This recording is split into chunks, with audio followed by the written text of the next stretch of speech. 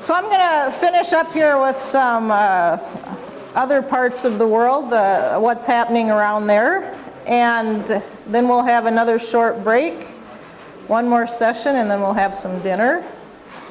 So as you heard the other 3 or 4 people speak, a lot of mission work today is not going out into the jungles, finding people that have never heard about Jesus before and telling them about there's this guy named Jesus. A lot of people have already heard of Jesus, and a lot of the work that we do now is partnering with those who are doing the work and empowering them to continue to do their work and working with them. We're not the ones going in and setting everything up. We're helping them to set things up, like Joe and Rebecca said, to get them to be able to minister and empower them to minister. Many of these people have already come to the truths of Scripture, and we're just helping them in their ministry. And I'm going to share a little bit about Russia, some of the former Soviet countries, a little bit about Pakistan, a few thoughts on India and Oman, and some on Europe, and then briefly on the Philippines as well. Russia is the main country where I'm most involved. After living there for 17 years, that's where my heart is, and that's where most of my ability to minister is. When I left there after 17 years and returned to the States, I was a little bit discouraged. If you're counting numbers, not a whole lot was done. And you can imagine spending 17 years of your life that you've invested with your whole heart and not having a lot to show from it. But it was only several years after returning back to Minnesota that I really saw what God's plan was, and what His plan for me was, and what His plan for Russia was, and the work there. And the time that I was there was a time of preparation. I learned the language. A lot of tears were put into that, a lot of study. But I learned the language, I learned the culture and the people. And that was essential for what God was working, for us to be able to understand that. And He was working with Maxime at that time too, who was just a child when I was over there. So obviously, the man that God chose to use, he wasn't ready yet. And in order for us to be ready to work with him, to empower him to do what God had for him to do, there needed to be some foundation and some groundwork set. And as we see, everything is God's timing. Even when we don't understand it, we just need to be faithful and do what He's called us to do, because He knows the fields better than we do, and the people that He's going to use. Even if I wanted to be in Russia right now because of the new laws, I couldn't evangelize, I couldn't have Bible studies, I couldn't do any of that. God knew that. He foresaw that. I thought I was going to die in Russia. That's where my heart was. Circumstance changed and I left. But we just never know what God's plan is. I'm going to start with Pakistan. I shared a little bit earlier about evangelist Amir. His wife's name is Nomi. And he reached out several years ago to me. And he had asked for some money to help with some orphans that they were working with. They seemed to help some of the mothers, people that don't have much. And I said, that's nothing we do. We don't do that. We offer the word. And we were kind of out of touch for almost a year. And then we came back in touch again, and he never asked for money after that. It was all about really what was important, and it was about the truth. His sister Sophia works with them. His son Paul is playing the drums up there, and his brother's on the keyboard.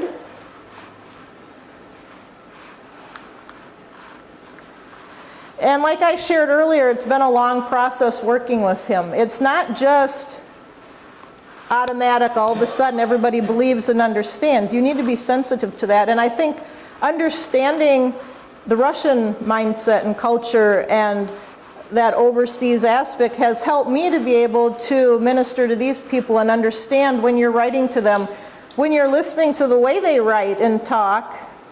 I mean, you think people down south talk funny, but when you're listening to these people, they say things in a way that doesn't always make total sense to us, and you have to be sensitive to that and be able to understand what they're saying. And when I lived in Russia and I started speaking Russian and writing home When we got email, that was the best thing. I didn't have to wait 3 or 4 weeks to send a letter and to get a letter. It was a blessing. My family would laugh at me, friends would, because the way you construct sentences is a little different and things like that, and just the way your mind is thinking. And so you need to understand that when you write with people, because you could become very offended, or you would think they know something or don't know something because of the way things are said. You need to know when to ask to clarify and say, I don't understand, would you please repeat it as much as you need to, or if you feel that you need to repeat it. Amir has a heart for evangelism. He travels to other people's homes and villages and preaches and teaches when he's invited. They don't have a church building, they meet in homes. He wants to grow and learn, and because he's like, come over and teach, come over and teach. Well, it just hasn't been an opportunity to do that. But he's gone to other groups teaching for evangelism and preaching and things like that. And as I shared earlier, he really grasped the sleep of the dead. And this past summer, he was at one training session, and somebody asked a question about what happens when you die. He said of all the pastors there and the people, nobody could give a good answer. He stood up and shared a few things, and after he had people talking to him, and one man asked him later then, he was just there probably a month ago, to come. He works in a Hindi community further away, and he went to share that with the people up there. What happens when you die? You're really dead. It's quite simple.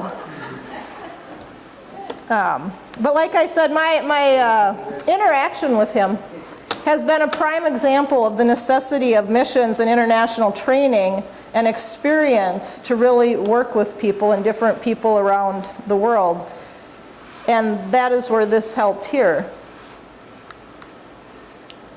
So Mejo, we spoke of a little earlier. He's from India. The state that he lived in, his family lives in, their major, it's Catholicism. And he was very concerned because their people not only respect their traditions, but their families and what their parents want of them. And his sister had gotten married, and now it was his turn. And they wanted to marry him off to a good Catholic girl because they really were hoping she'd get him back on the straight and narrow. And he didn't want to. He said, if I get married, I want to marry someone who understands truth. And he prayed and he asked for prayers consistently. Help me. He was teaching, I don't know if he was a professor or not, but he was teaching in a college. He looks very young. The picture by the flowers, I think that's when he was younger. He was over in Germany for a while. But he's been a contact of Anthony's, and Anthony put me in touch with him and said he could use some encouragement. And so we started writing, and he does many different videos. I've posted it on our Facebook page. It's out on YouTube, just about the kingdom. He does it in English, he does it in his language, and he just did one in Hindi now. And he has such a heart for his people. He wants his family and the people in his state in India to see and understand these truths. I'm ashamed sometimes when I listen to him talk, because do I care that much about my family and the people around me? But he really has a heart for that. He then had the opportunity, his father suggested that he move over to Oman. His father works over there at times in a different place, but there was a good opportunity for a job there, and he felt that was God's answer to prayer to get him out of his situation of having to get married. His parents still call him. His mother, are you doing your rosary, saying your prayers and things like that? But he's over there. But now he's not only in a Catholic circle, now it's Muslim where he's at. And he sees the opportunity there are those who are professing Christians, that the ministries there, like we've been saying, is to get that message out to him, out to them. And there's one man that he saw as a very high up person in the religious circle, and he shared the truths with them. He was scared to death. He does stuff online, but now he's approaching a person, like a real person, one-on-one. And he shared. The person said they'd think about it and study it. I think Anthony talked with him. But Mejo uses every opportunity he has. He says, when I was riding in a taxi, someone would bring up news events, and he'd say something about the kingdom that was coming, because everything was about how bad the world politics and things were at that time. So if you think of Mejo, pray for him and for opportunity. And if you see him on Facebook, just say hello and encourage him. He would, greatly be blessed with that. There's a group of people on right there, the church there. It's part of the Christian Disciples Church. I don't know how many of you have heard of them. Bentley and Sylvia, is it Chan or Chang? Chan. Eric Chang was the original person who came to the truths, and then now he's dead, but Bentley and Sylvia are continuing the work on, and Anthony put them in touch with us, with Maxime, because we were looking for some things in Chinese, and his wife could speak and write Chinese, and there where Maxime lives in Siberia, it's close to China, and so you had a lot of Chinese people coming across the border to work, and he wanted to put signs up in the marketplaces where they worked and lived. Does anybody want to know more about God or have, the Bible? And so she wrote up how that would be in Chinese, and he plastered that around, and we gained a brother because of it. But it's working together and networking with these people, and Maxime has just been thrilled to know them and the faith that they have, and he keeps telling, we should call Bentley and Sylvia and talk to them and encourage them. I mean, he's got enough going on, but he's thinking of the brethren. And I think, again, do we do that? Do we, where there's people that are growing in the faith, do we think enough to call them and talk to them and encourage them to keep going in that way? Through Bentley and Sylvia, I met another lady online, Felicia. She's from Malaysia, and she and her husband, who's from the UK, were working in India at the time, because I was wondering if they had, because I saw they had work in India, and I was wondering if it was close to where Majo was, which it wasn't. And Felicia and I became friends and writing back and forth, and that's been very encouraging and exciting. And they now moved because their visas ran out, and now they're in Nepal. And it's just neat seeing people that are of like-minded faith that maybe aren't in our circle of influence in our group, but there are people all over the world that believe God's truths.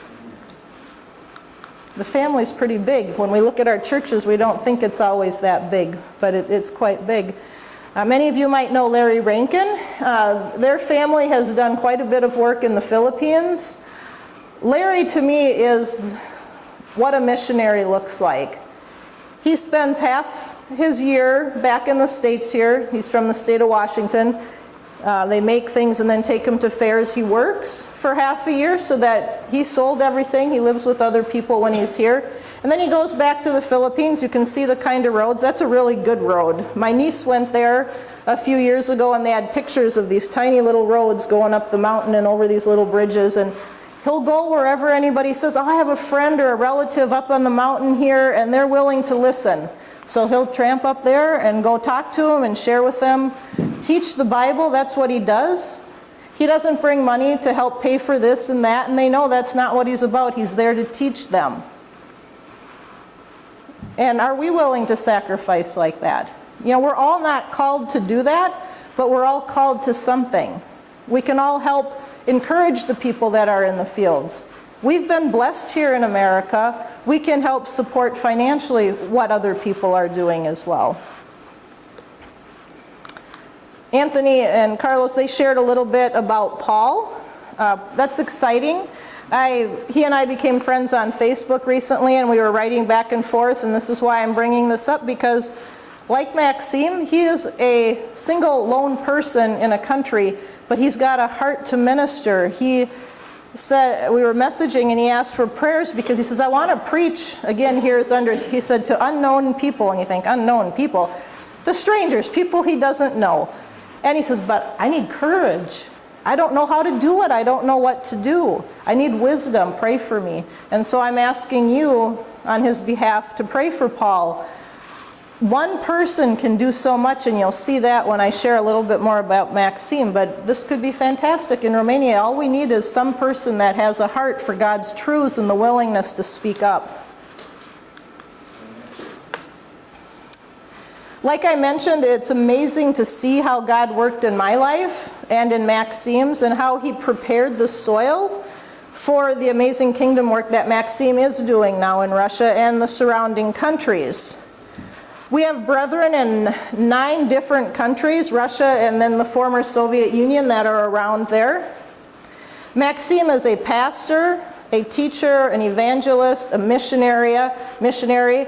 He does social media marketing. He's a letter writer. He ministers by phone. He's an editor, and he's a big brother. This is all one man. And that's what he does. 24/7 is ministry for him. And he says, while I'm young and have the energy and the ability, it's such an honor to be able to do this. He says, I do get tired sometimes. He gets worn out. But he says it's such a privilege and an honor to be able to do God's work. He began seeking to know who God is and what's the truth when he was at age 14. He was in his last year at law school when he found brethren, us, who believed like he did. He said at about age 19, he understood the truth, but he was looking for other people who believed like him. And when he finally found us, he said that last year too, it was even before he found us, he said, not only did I know now what the truth was to believe, but he was convicted now, if I believe this, what did somebody say earlier? If you're following Jesus, you're a fisher of men. And he said, I have a responsibility to serve God, not just believe in the one true God, but to serve him. And so he was distraught because he went to the law school under the government paid for it, and now he was going to have to work so many years for them, wherever they sent him, whatever, to basically pay them back. And he said, I can't do it, because they were going to send him to a closed military town where he would have, and he had just found us. He said, I finally found some brothers and sisters, and now I can't talk to them, because he would not be able to talk to people who are foreigners, or especially Americans. He wouldn't be able to share his faith there. So he said, well, I'll just go to prison then, because at least there I can share my faith. He was willing to do that. He didn't ask us to help or do anything. He just, came to that conclusion on his own. And that's when I approached people here and said, can we help him to, to get out of this situation? It wasn't as expensive as a law degree would be here. I think it was only a couple $1,000s, but we were able to help pay that off. But even in that, the government said, you can't work for 7 years, 15 years, whatever it was, because they're discouraging people from doing this, using their system to get a degree. And he just thought, whatever. His family abandoned him, denied him, because they said, you're an idiot, you're a fool. You could have a prestigious job, they give you an apartment, a place to live, you have good pay, you're somebody, you're respected. And he said, I'm going to have so much more in the kingdom. And he was willing to give that all up. He hasn't had any interaction with his family over the last years since he's been serving.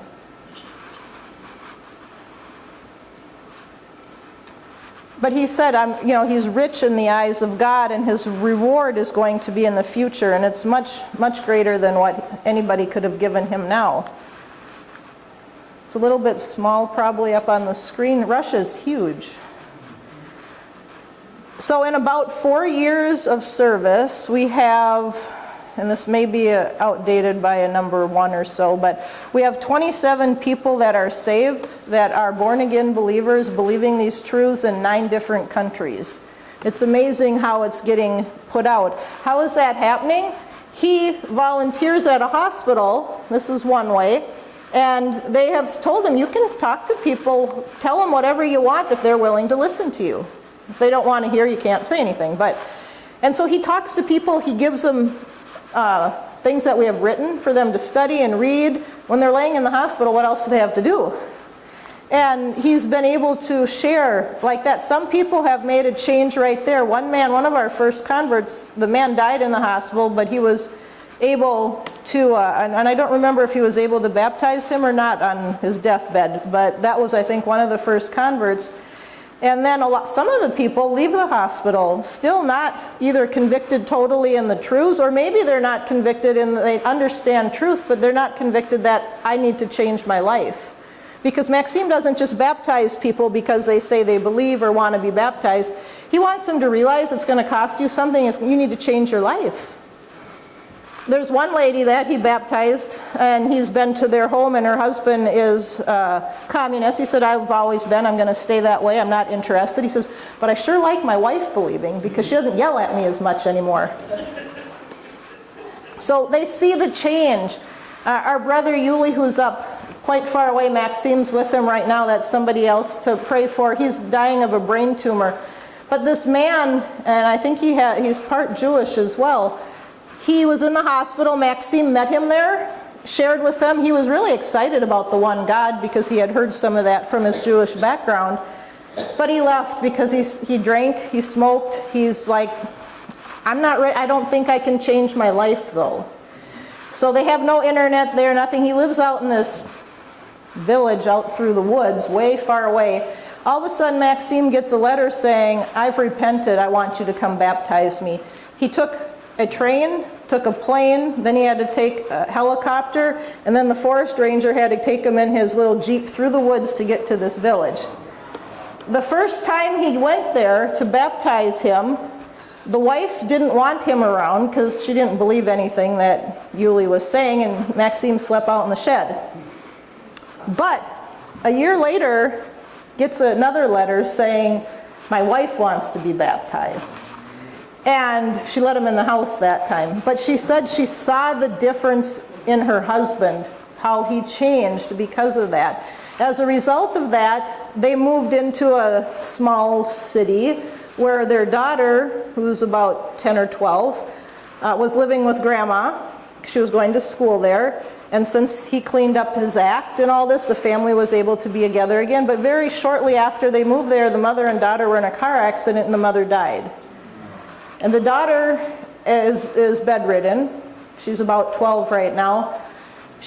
And so many people would turn away from God. Look at God, I gave all this up. I quit drinking and smoking. I lost my wife, but she died in faith. He says, I know I'll see her again. Now he has a brain tumor and he's dying. I mean, can you imagine people looking and cursing God? You think of Job. But Maxime continually, as pastor, is continually talking with us. Can you imagine being a pastor and this person in your congregation is so far away, you can't help? Maxime is visiting him there right now again because Yulie said it's just really bad. He's pretty much on his deathbed. His daughter needs to get to a home so that she can be cared for because the mother-in-law had a stroke when this all happened with her daughter. So she can't care for her granddaughter.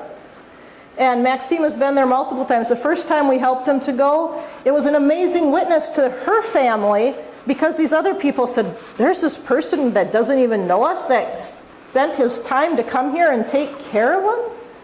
And so then another family member came and helped out once too. But Maxime's been there for about a month now. He said, I don't know if he'll be, I haven't talked to him because I have no internet there. He said it might be through October. He's going to stay there until Yulie dies and to make sure the daughter's taken care of. He doesn't have anybody else to help with that. We also have 5 and soon be 6 brethren that are awaiting the resurrection. One of them is the man from China who he was able to share with.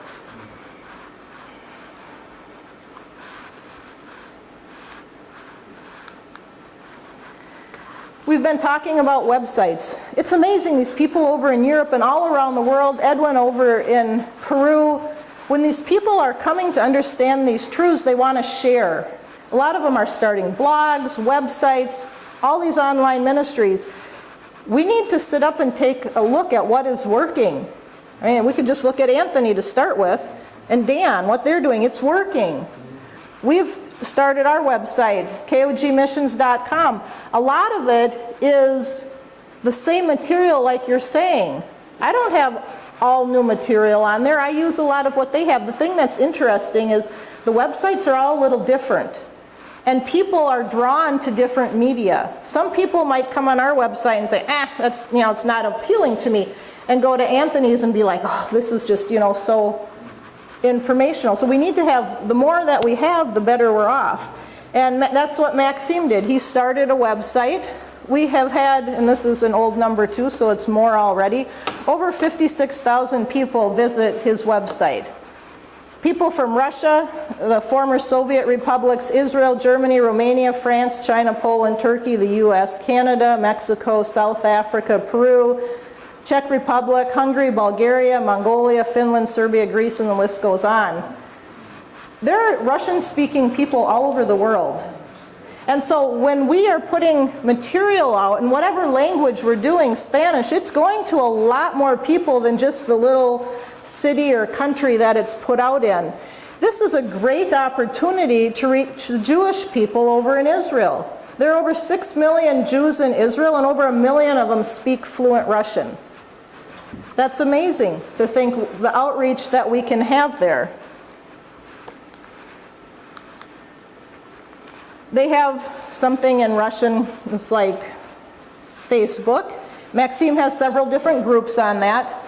And one of the biblical Christian truth groups that he has over 75,000 members on it. He spends hours every night. He gets back from the hospital, or he goes to children's homes to help out there too, and he answers emails. Anthony says, I do this all day. He sits talking on the phone, answering emails. That's what, Maxime doesn't have a team of Carlos and Sarah helping him in the back. And that's what he does. He answers phone calls. When he gets back now, because he's been gone twice as long as he usually is when he goes to visit, he's going to be swamped to answer emails and calls and things like that. He writes letters, he calls people because they don't all have internet as well. What's exciting too, he got material into the prisons. Dick shared about that. He's saying, what can I do? Where can I get it? We need to start thinking, how can we get this information out? Even if you're leaving a flyer or a pamphlet, like when we did the fair evangelism, I don't know if anybody's going to be converted because of that, but there's seeds planted. And he brought some of Anthony's books into the prison and said he's willing to write with anybody or visit if people wanted to. One man wrote to him and said, I'm not interested, but my dad might be, who was in one of the former Soviet countries.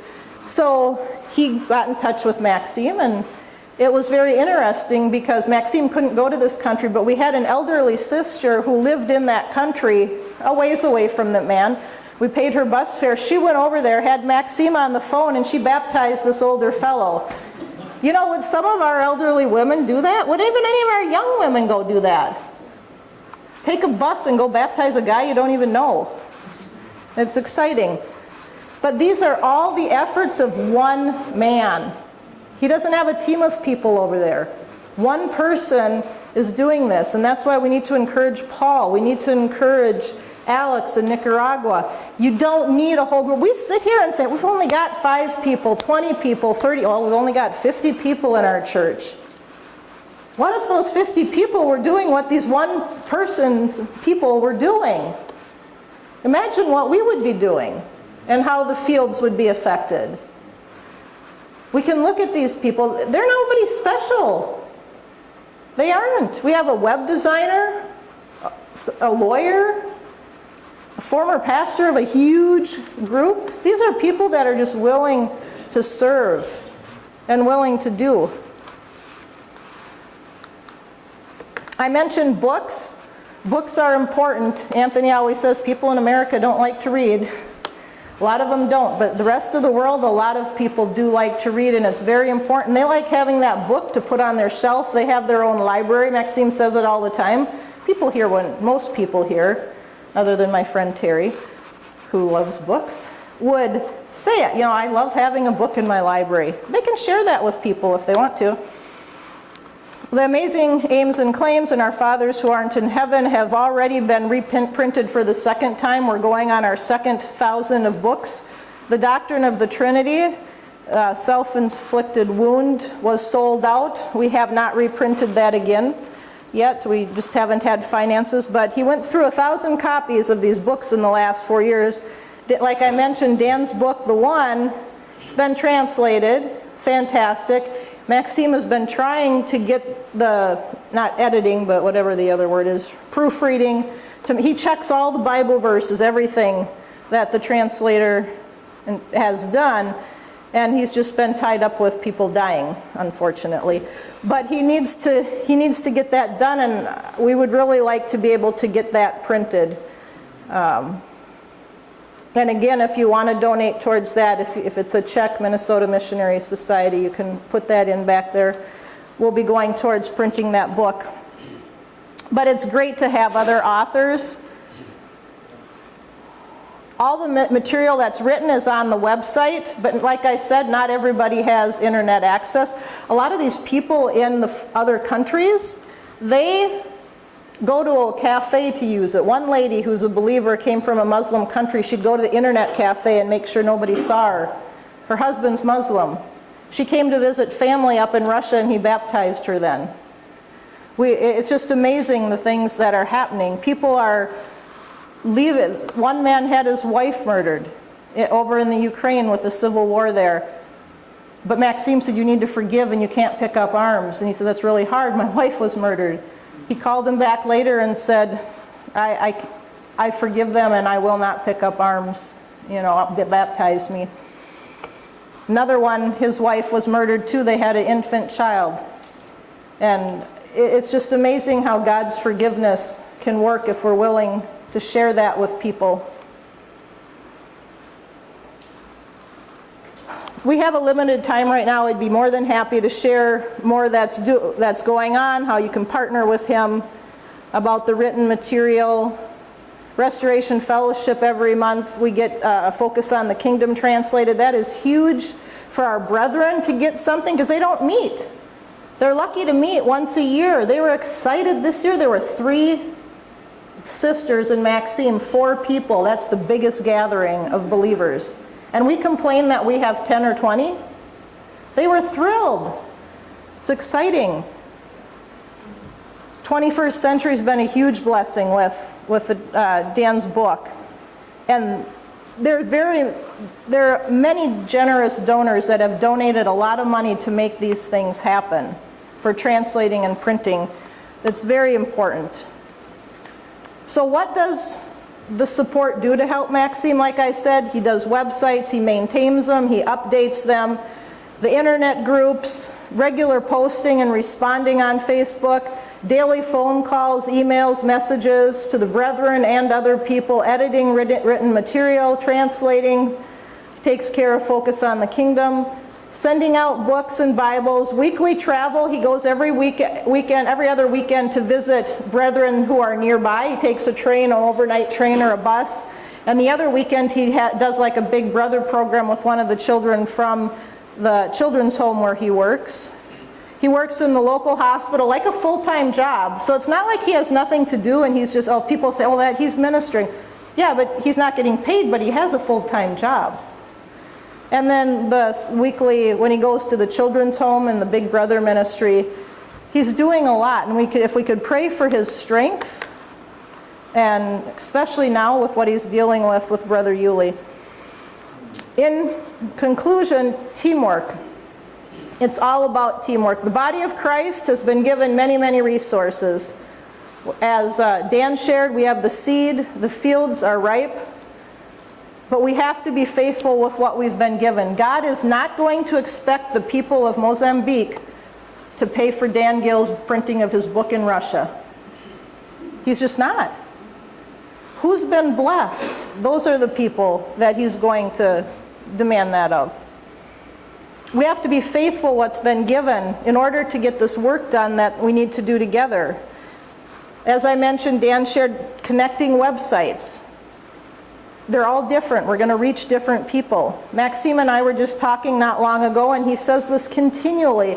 He'll say, thank the brethren for making this possible. Thank them for this. Thank them for that. And I said, Maxime, thank you for what you're doing. And he says that it's teamwork. It's all for the kingdom efforts. We work together. And he could not do what he's doing without our help. But you know what? If we had all the money in the world, no matter how much, we could not do anything that he's doing. We need to work together. God is a big, big God. He owns the cattle on the 1,000 hills, and I'm hoping to get a few of them in the near future. He owns everything. Why do we have such a minute mindset? We need to have an abundant mindset. This is God's. And it's not that we're asking for each of us to walk out and buy a Mercedes or a yacht or anything like that. We're saying, God, we see the work in Africa and in Peru and Nicaragua and Russia and all over the world. How can we help push that forward? God can provide. He can. We in Minnesota, we've put out in the newsletter there too, we're doing something called Grateful Giving. Ask God, bless me, and I'm going to give. My friend Terry, she said, I'll do this. She had some things with, I don't know if it was tax something, and she got money back. God gave her that money back, and she gave it. I mean, we can sacrifice a little bit. I bought way too much food. And as Anthony says, this certainly is not the Great Tribulation when we look at what we have here. But just ask God, how do you want me to give? Help provide, help meet the needs of these ministries, because it's sure a lot easier to give up a soda or a coffee rather than having God call you to go over to Africa. I think it'd be a lot easier to give a little bit up than doing that. Maybe He wants you to go. And like they said, see us, we're looking for some people. But let's trust God. When we see the needs, don't say, oh, one more thing to give for. Say, that's awesome, one more ministry that's thriving, that God is doing something. How can we get behind it and do it? He'll keep providing. He can do it. So thank you, and let's just trust Him and keep that mindset of that God, it's His work, it's not ours, and that He will provide for it. Thank you.